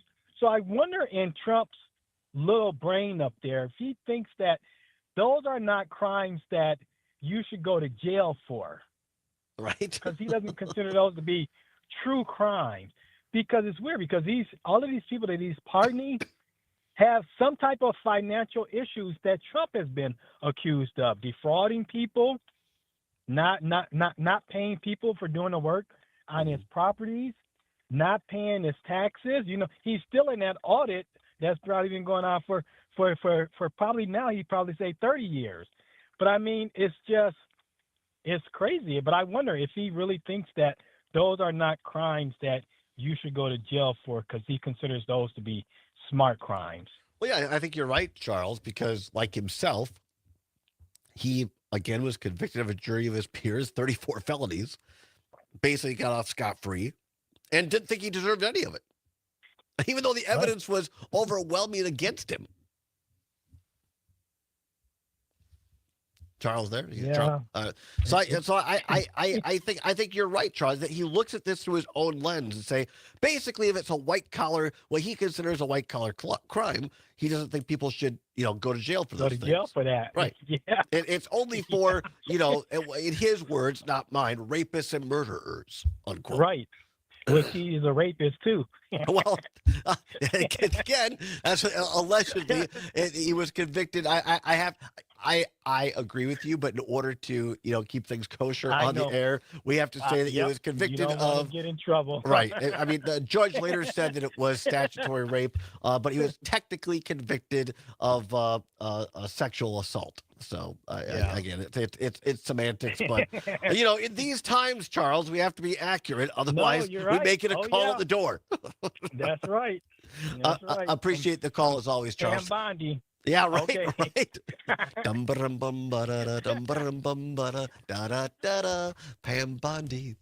Thank you, Charles. Appreciate the call. 855-752-4842. 855-752-4842. Want to talk about something else going on in D.C. that very likely, well, if it goes through, would have direct implications here in Wisconsin, in our universities, our communities and universities. The Trump administration announced yesterday overnight that they are now looking at and considering and trying to suspend entry for all foreign exchange students. Not just the ones he doesn't like, not just the universities he doesn't like Harvard. This is for everybody. Did you guys talk about this morning, Sam, on John and Gordy? No, we didn't. But the thought occurred to me yesterday. One of my roommate's girlfriends is from Turkey. She's going to be going home for a couple of months, pretty quick here, and is going to be back in August. But a lot can happen between now and August. And when I heard that she was going home, it had me a little concerned. If something I would like be this as well. went into place. Absolutely. And what the Trump administration is saying is they now want to have to pause this, their word pause, in order to review the social media of foreign exchange students or those who have applied to universities in the United States of America. To review their social media. In other words, the Trump administration wants to review this. And if anybody who's a foreign exchange student has said something that the Trump administration deems too derogatory towards the Trump administration, nope, it's canceled. You can't come study here. Which to me is the ultimate hypocrisy or irony, perhaps, that people from around the world come here to study democracy, at least up until now. Come here to say, hey, in my country, I'm just going to pick on one because I know people who have come here from Saudi Arabia and studied. They used to come into my coffee shop here in Madison when I had a coffee shop. A couple of really great people. One of whom happened to be gay and was closeted in his own country. And another one was a woman. And they both said, in Saudi Arabia, we can't be ourselves. We can't speak freely. And we came here to get a great education at the University of Wisconsin-Madison because we want to learn and hopefully go back and help change our own countries. That is the beauty of foreign exchange programs or foreign student programs in this country, both high school and at the university level, in my opinion. It's so much better than putting billions of dollars into arms, which, by the way, I'm all for appropriately and fully funding our military. But to think that that's the only way to protect democracy around the world or help spread democracy is naive. I've seen it happen. The best thing you could do is learn from somebody you trust, right? If you can have somebody study here and go back to their country, and then you plant the seed, and then the seed grows. That's how you spread democracy. And the fact that the Trump administration is now making, and again, it's not about, oh, did you say something bad about the United States, which would be bad enough. It's, did you say something bad about Donald Trump or Pam Bondi or Pete Hegseth or Stephen Miller? And if so, we don't want you. I've talked about it a lot before in this program. My life was literally changed by the Central American Scholarship Program at the University of Wisconsin-Richland, when I met people from Central America who were not like me.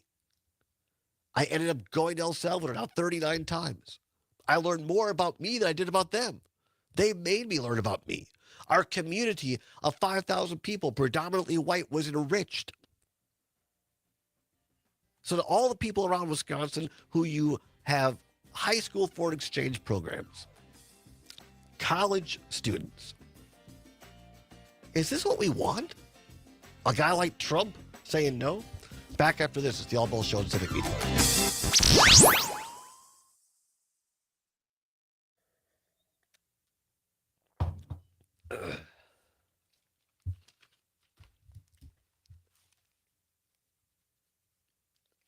Why don't we come back with Mana Mana instead of banging your drum, and then we'll go out with banging your drum.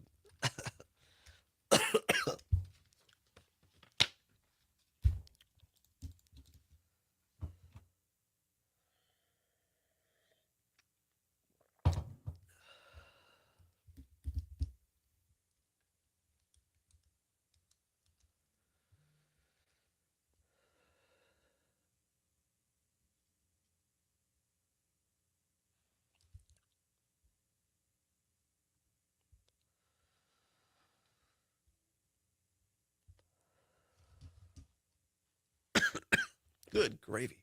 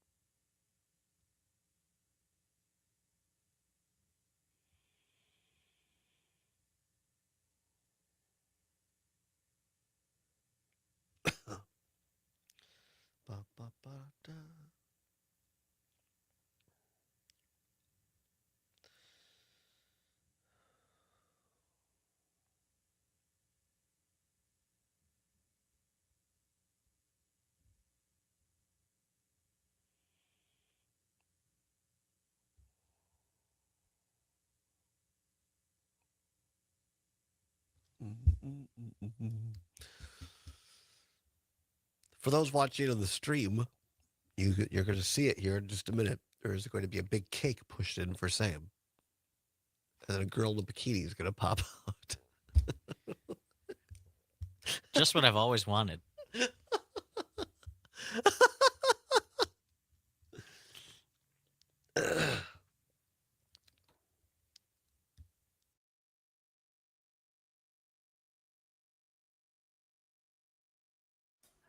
Phenomena. Phenomena. Phenomena.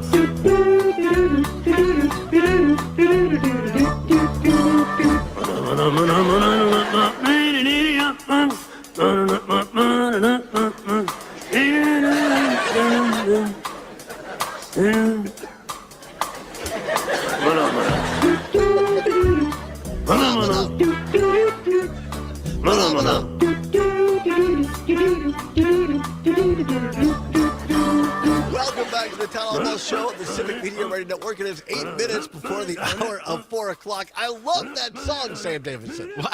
Why do you love it? It's goofy, I guess. I but- know. Because it gets, I'll guarantee you, there are people that heard that driving around or whatever, and they will not be able to get it out of their head You're right. for the rest of the day. It is an earworm, all right. And I mean, that's from debut in 1969 on Sesame Street? Sesame Street era. Wow. Yeah. Don't tell me that public television doesn't produce great stuff. Right? That's it right It's been there. delivering year after year. Yes. Great content. And the Muppets in this thing is sung by three, so the Manamana are a couple of like pink cows with feathers. And then the Manamana guy, he's like a doobie hippie with kind of red hair and frizzy and kind of like a, what do you call that? Like it's more than a soul patch, but not really a beard. And his eyes are kind of like It's got like dark glasses, sort of. Yeah. yeah. It's fantastic. And he's wearing like a green furry vest. That's fashion right there. That was 1969 fashion right there. I like that we're talking about in one of the breaks with Trigby Olsen. We were going to use that earlier, then we didn't. But I just thought, well, now it's in my head. I thought I would share that with You everyone. have to get it stuck in everybody else's head, right? It's one of those things you cannot forget. Much like Sam Davidson, who is leaving us on Friday. And so we don't have a lot of time, but let's play a quick round of my favorite Sam. 855-752-4842, 855-752-4842, or text us on the Civic Media app. Who or what is your favorite Sam? Been a lot of famous Sams in the world. What's your favorite Sam? 855-752-4842, 855-752-4842. Were you named after anybody in particular? I don't think so. Really? I think my parents wanted a biblical name or something, so maybe some Samuel in the Bible, but right. yeah. My dad wanted to name me Jesse James. That'd have been a sick name. That's a true story. There's a Wisconsin legislator named Jesse James, Yes. isn't there? Yes. Wow. And when I saw it pretty recently, I think elected, and I thought, wow, that could have been me. My mom said, no. so we went with Todd. Yeah. Just Todd. Well, supposedly after Mary Todd Lincoln. Oh, okay. Because we're like shirt-tail relation. Interesting. It may explain why I'm so kooky. What's your favorite Sam? 855-752-4842, or text us on the Civic Media app, 855-752-4842. Joshua in Wausau on WXCO, Sam Elliott. Sam Elliott, famous Sam. Roger in Stevens Point, Sam Drucker. Do you know who Sam Drucker is? It sounds familiar, but I can't put my finger on it. Sam Drucker is a character from Green Acres, the CBS sitcom back in the late 70s or 60s, early 70s. And he was the father to Arnold the Pig. No. I'm sorry. No. Sam Drucker ran the general store. Drucker's General Store. Okay. Yeah. That was fantastic. Your favorite Sam, 855-752-4842, 855-752-4842. Sean in Richland Center on WRCE says Sam Kinison, the late, I believe he's dead now, isn't he? Sam comic. He was the screamer. Did he scream comedically or something? Yes. Okay. And I could do it for about 5 minutes, and then I'm like, what do you think? He was just constantly screaming. Wearing his voice out, yeah. But I guess Sean was his cup of tea, and that's fine. There's no judgment. Favorite Sam's, 855-752-4842, 855-752-4842. How about a hot Sam? I'm not being goofy here. Sam's looking at me like, are you flirting or what? No. Hot Sam was look it up. They had him at West Town Mall. It was the precursor to Auntie Anne's pretzel. It was it was like a Hot Sam pretzel, and they put mustard. Oh my gosh. And Oh, they got a little mascot. Yes. Guy wearing a chef's See, hat. look, Hot Sam. It was great. I should buy you a Hot Sam t-shirt. That'd be wonderful. I think that's I'd wear it everywhere. All right, we're gonna get Sam a Hot Sam t-shirt. Barb in Waukesha says Uncle Sam. Well, how about that? There we go, Uncle Sam. Trey in Sun Prairie, Swamwise Gamgee, of course. Okay. Samwise Gamgee from Lord of the Rings. I guess I didn't know how to pronounce. I'm not sure if the spelling is correct, but probably on me. Let's see here. Trey. No, this is from Adam from Oregon. Sandwiches. Sandwiches. I like it. I like it. That's a good Sam. 855-752-4842. 855-752-4842 if you want to weigh in quick, or text us your favorite Sam. You've got your own club, Sam's Club. Sam's Club, yeah. It's been quite a while since I was in a Sam's Club, but... Now, one of my friends, long time, Sam Gold, great Sam, but he's gotten on the Trump train. So maybe not so great. Still a nice person. We have a second vote for Sam the Eagle, since we're talking about the Muppets. Yes, Sam the Eagle. That's a fantastic Sam as well. Again, Sam, in all seriousness, it's been an absolute joy and pleasure. You're an enormously talented person, and whoever gets you as their teacher, you're going to be fantastic because you're a great storyteller. And there's not a lot of those around, and you are one of them, my friend. So thanks for everything. Yeah, it's been great, Todd. I'm going to miss this place. Well, we're going to have you back whenever you want to come back.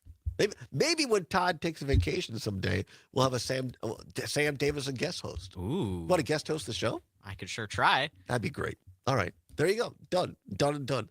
Well, great show today, everybody. We appreciate Trinity Olsen being here, Pat Kreitlow, a special appearance by Dr. Lyerly. Catch her show on Saturdays on Civic Media. And, of course, Mr. Sam Davidson, as well as all of you for listening. Zommers is back tomorrow.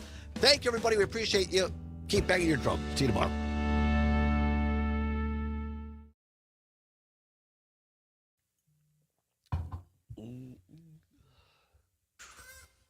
There you go. Yeah, there we go. All right. Who we got tomorrow? It's